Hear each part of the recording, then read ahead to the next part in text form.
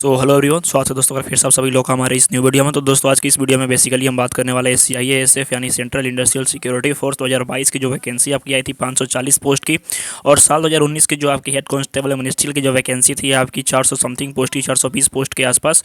तो उन दोनों कैंडिडेट्स के लिए जी 420 और 520 वाले कैंडिडेट्स दोनों के लिए जो सबसे कॉमन समस्या आ रही थी वो आ रही थी स्पेशली आपके सिलेबस, एग्जाम पैटर्न, और एक और जो सबसे इंपॉर्टेंट डाउट है ये है निगेटिव मार्किंग से रिगार्डिंग। क्योंकि दोस्तों आप में से काफ़ी सारे स्टूडेंट परेशान थे इस चीज़ के रिगार्डिंग, तो इसीलिए स्पेशल वीडियो के माध्यम से आपके इन सारे डाउट्स को क्लियर कर दिया जाएगा। तो चलिए दोस्तों बिना देर के वीडियो को शुरू करते हैं, लेकिन उससे पहले अगर आप हमारे इस यूट्यूब चैनल पर पहली बार आ रहे हो तो चैनल को सब्सक्राइब कर लीजिएगा ताकि आपको आगे आने वाले जितने भी अपडेट हो सबसे पहले देखने को मिले। तो चलिए दोस्तों बिना देर के वीडियो को शुरू करते हैं। तो सबसे पहले दोस्तों आप में से काफ़ी सारे स्टूडेंट के ये कन्फ्यूजन रहते हैं कि जो एग्जामिनेशन होंगे सर क्या OMR होंगे या फिर CBT होंगे। ठीक है, तो दोस्तों अभी तक बेसिकली देखा गया है कि जो आपका रिटर्न एग्जामिनेशन कंडक्ट हुए हैं डिफरेंट सेंटर्स के ऊपर, तो बेसिकली काफ़ी सारे सेंटर्स अभी 2019 तक आपके पास बता रहा हूँ, तो आपके जितने भी एग्जामिनेशन हेल्ड हुए हैं ये आपके OMR सीट पे हेल्ड हुए हैं, यानी आपके जो है ऑफलाइन वैकेंसी इसको लिया गया है। ठीक है, लेकिन इस बार से चांस है कि आपका दोस्तों जो एग्जामिनेशन होगा ये कंप्यूटर बेस्ड टेस्ट होगा, यानी CBT होगा, यानी ऑनलाइन पेपर आपका कंडक्ट कराया जाएगा हेड कांस्टेबल मिनिस्ट्रियल वालों का, ध्यान रखिएगा। ठीक है, तो चलिए अब देख लेते हैं कुछ अदर डिटेल्स। जैसे कि आप में से काफ़ी सारे स्टूडेंट के मन में कन्फ्यूजन आ रहा था कि सर जो पेपर होगा वो कितने मार्क्स का होगा, टाइम वगैरह कितना रहेगा। तो सबसे पहले आप दोस्तों देख सकते हो कि आपका जो टोटल नंबर ऑफ क्वेश्चन रहेगा ये 100 रहेगा, और आपका जो क्वेश्चन का टोटल मार्किंग रहेगा ये भी आपका 100 रहेगा, यानी ये क्वेश्चन आपके एक नंबर का। ठीक है, इसी के लिए दोस्तों आपको जो टाइमिंग मिलेगी यानी 2 आवर्स की मिलेगी, यानी 120 मिनट की मिलेगी। अब इसमें दोस्तों जो आपके सेक्शन रहेंगे ये 4 सेक्शन रहेंगे, आप देख सकते हो यहाँ पे। जैसे कि सबसे पहले दोस्तों आपका सेक्शन रहेगा ये जनरल इंटेलिजेंस का रहेगा, GI का, यानी कि आपका रीजनिंग का रहेगा। ठीक है, इसमें आपके 25 क्वेश्चन 25 मार्क्स। जनरल अवेयरनेस और जनरल नॉलेज ये आपके 25 नंबर के रहेंगे, 25 मार्क्स का। इसके बाद दोस्तों आपका एलिमेंट्री मैथमेटिक्स ये भी आपका 25-25 का रहेगा, और आपके हिंदी और इंग्लिश। ठीक है, हिंदी और इंग्लिश में से आपको कोई एक चूज करना होगा। अगर आप हिंदी चूज करोगे तो हिंदी में 25 लगाओगे 25 मार्क्स का, या फिर अगर आप इंग्लिश चूज करोगे तो इंग्लिश में 25-25 मार्क्स का आपको बनाना होगा। ठीक है, ये 25 नंबर टोटल हो जाएंगे 25 क्वेश्चन।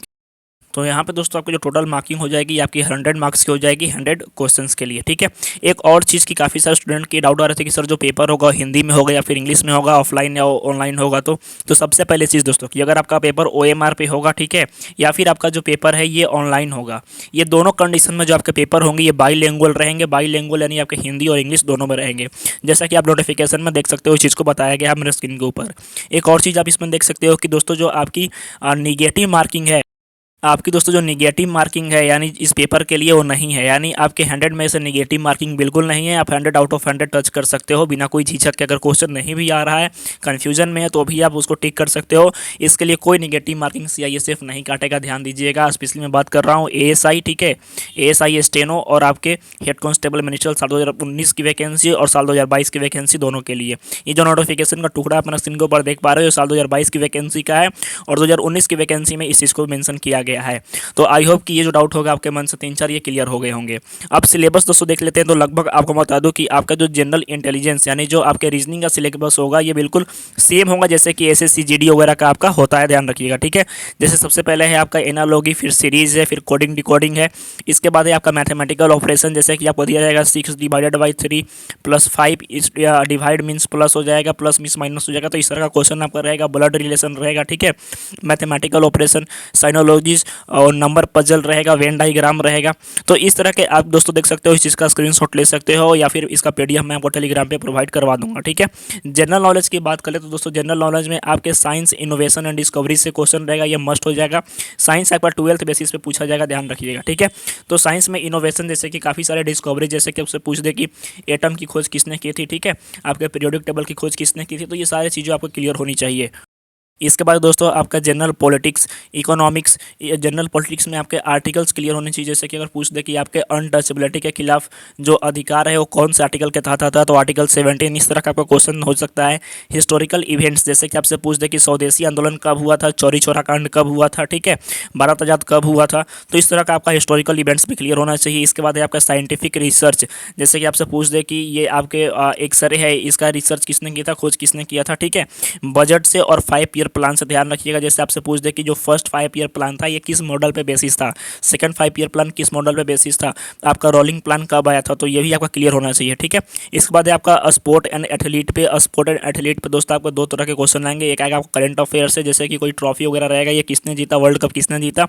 और या फिर आपका ये भी क्वेश्चन रह सकता है कि आपके जो प्लेयर्स हैं, यानी आपके पोलो में नंबर ऑफ प्लेयर्स कितने होते हैं, तो ये आपका जीके जीएस से हो जाएगा, स्पोर्ट इवेंट से। ठीक है, इसके बाद दोस्तों आपका कंट्री और कैपिटल से ध्यान रखिएगा। कंट्री कैपिटल पूछेगा तंजानिया के कैपिटल कहाँ पे है। ठीक है, तंजानिया की करेंसी क्या है, ये भी आपके साथ क्लियर होनी चाहिए।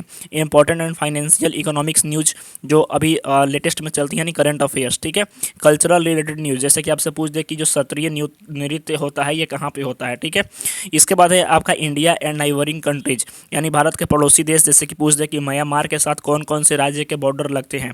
आपके ऑप्शन अरुणाचल प्रदेश, आंध्र प्रदेश, आसाम, आपके कोलकाता, तो आपके अरुणाचल प्रदेश के इस तरह का क्वेश्चन रहेगा। ठीक है दोस्तों, बिल्कुल मैं आपको डीपली बताते जा रहा हूँ, ध्यान रखिएगा। ठीक है, तो इसी तरह से आपके ज्योग्राफी में भी क्वेश्चंस रहेंगे, जैसे सॉइल वगैरह से रिलेटेड, इंडियन कॉन्स्टिट्यूशन और करेंट अफेयर्स नेशनल इंटरनेशनल मस्त हो जाएगा।